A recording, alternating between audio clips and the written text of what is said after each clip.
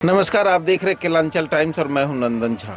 बिहार विधानसभा चुनाव की घोषणा सिर्फ बाकी है, लेकिन अभी से सभी पार्टी के संभावित प्रत्याशी अपने अपने क्षेत्र में जी तोड़ मेहनत कर रहे हैं। इसी कड़ी में आज हम लोग पहुंचे हैं नाथनगर विधानसभा, और नाथनगर विधानसभा से वर्तमान में जिला परिषद एवं जदयू के नेता धनंजय मंडल हमारे साथ हैं। क्षेत्र में काफ़ी लोकप्रिय है, जिला परिषद हैं, क्षेत्र में काम भी करते हैं और जनता के बीच हर हमेशा सुख दुख में उनका साथ रहते। तो जानने की कोशिश करेंगे क्या इनकी इच्छा है। सर, जिला परिषद है वर्तमान में, क्षेत्र में चर्चा है धनंजय मंडल इस बार जिला परिषद से आगे बढ़कर विधानसभा चुनाव लड़ने की तैयारी में तो मैं हूँ सर। मैं जदयू पार्टी से भी हूँ। मैं अभी प्रदेश में अति पिछड़ा प्रकोष्ठ में उपाध्यक्ष के पद पे हूँ। वर्तमान में जिला परिषद सदस्य नाथनगर से जीत के गया हुआ हूँ, और नाथनगर विधानसभा की जनता लोकल उम्मीदवार खोज रही है, और हमें अगर पार्टी प्रत्याशी बनाएगी तो मैं ज़रूर चुनाव लड़ूंगा। और दावे के साथ करता हूँ, मैं अगर चुनाव लड़ूंगा तो जदयू के झोली में सीट जाएगी, और नीतीश कुमार के माननीय मुख्यमंत्री जी के हाथ को मजबूत होगी। क्षेत्र जाते हैं तो क्या क्या समस्या देखने को मिलता है सर? क्षेत्र तो हमारा क्षेत्र जो है सर, 2 प्रखंड नाथनगर और सबौर बाढ़ से हर साल ग्रसित होता है।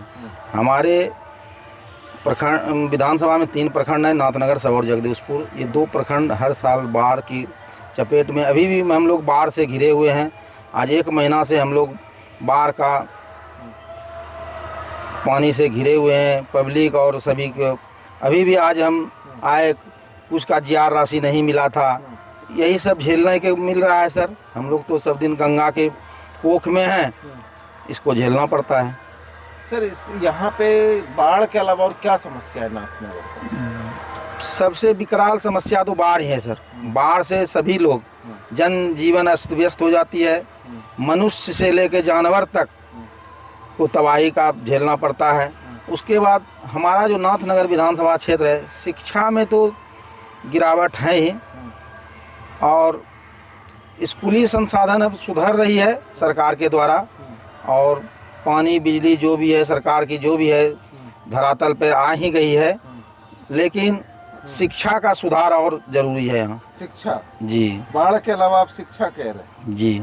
इसके अलावा अगर हम बात करें शिक्षा, बाढ़ और क्या समस्या देखने को मिलता है क्षेत्र? यहाँ के लोग बाहर पलायन हो रहे हैं, इसलिए यहाँ पर हम सरकार से गुजारिश करेंगे कि कल कारखाना लगे, जो कि बाहर का लोग पलायन नहीं हो, यहाँ का लोग बाहर पलायन नहीं हो। पलायन भी एक समस्या है जी सर। पलायन, लोग घर द्वार छोड़ के, बाल बच्चा छोड़ के बाहर गुजरात, पंजाब, हरियाणा काम करने जाते हैं, साल में 1 बार आते हैं। अगर यहाँ कल कारखाना लग जाएगी तो पलायन रुकेगी, बाल बच्चा सभी मिल के यहाँ रहेंगे। शिक्षा का भी, यानी कि बाल बच्चा सब साथ गार्जियन रहते हैं तो शिक्षा पर भी असर पड़ेगा सर। अब गार्जियन बाहर हैं, बच्चे क्या कर रहे हैं ध्यान नहीं दे पाते हैं, एक समस्या है। अगर हम बात करें सर पलायन, बाढ़, शिक्षा, स्वास्थ्य, इससे अलग हटकर क्या ऐसा इस क्षेत्र में है, आपके भी विधायक रहे हैं, जो नहीं हो पाया, जो जनता बोलती है? अब इसमें अभी जो सरकार के द्वारा जो भी योजनाएं आई है, सभी योजनाएं तो धरातल पर यहाँ आई है गई है, लेकिन बाढ़ ही एक ऐसा समस्या है। एक बाढ़ के लिए रिंग बांध अगर हो जाए हमारे सबौर से लेकर के नाथनगर अंचल तक, तो कुछ बाढ़ अगर कम आए, जैसे कि साल में हर बार बाढ़ आ जाती है, 2 से 3 महीना बाढ़ की चपेट में रहना पड़ता है। अगस्त से जब लोग शुरू होता है, अगस्त, सितंबर, अक्टूबर, 3 महीना बाढ़ में जो भी सरकार के द्वारा बनाया हुआ रोड नाला फिर टूट के फिर गंगा में समा जाती है, कितने घर विलीन हो जाते हैं। इसलिए गंगा के कटाव को और बाढ़ की समस्या को रोकने के लिए सरकार को उचित कार्रवाई करनी चाहिए।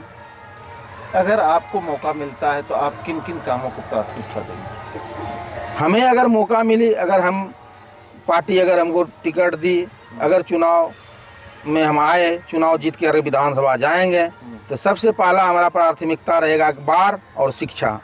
शिक्षा सुधरेगी, सब कुछ सुधर जाएगी। शिक्षा सुधरेगा, सब कुछ जी। इसके अलावा इसके अलावा तो कर कारखाने पे जोर देंगे कि बाहर के कोई यहाँ बड़ी बड़ी कंपनियाँ आए जो कि यहाँ का पलायन रुक जाए, सभी लोग यहाँ रहें, बाल बच्चे के साथ रहें, शिक्षा पर ध्यान दें। जिला परिषद आपके जो हैं आप अभी वर्तमान में, इन कार्यकाल में क्या क्या मुख्य रूप से काम किए आपने? जिला परिषद का जो हमारा कार्यकाल है सर, हम लोग की 15वीं वित्त आयोग, 6ठम वित्त आयोग और 5म वित्त आयोग, 3 वित्त आयोग हमको मिला झेलने का।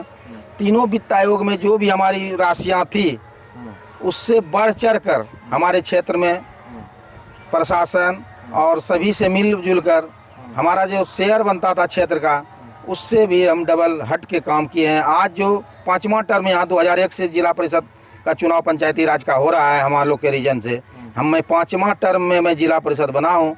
हमारे पहले और 4 जिला परिषद सदस्य बने और पब्लिक ही बताएगी हम कितना काम किए हैं। हम तो अपने जानते हर क्षेत्र हर गांव में कुछ न कुछ योजना दे दिए हैं, कहीं शौचालय, कहीं रोड, कहीं नाला, कहीं प्याऊ, हम हर गांव हर क्षेत्र में दे दिए हैं सर। और जो बचा खुचा अभी टर्म है, जो भी बचा है उसको पूरा करने का मैं संकल्प लिए हैं, करेंगे। अगर हम बात करें, आप कह रहे हैं जो जो काम जिला परिषद में कहा है कर, क्षेत्र जाते हैं तो जनता क्या कहती है?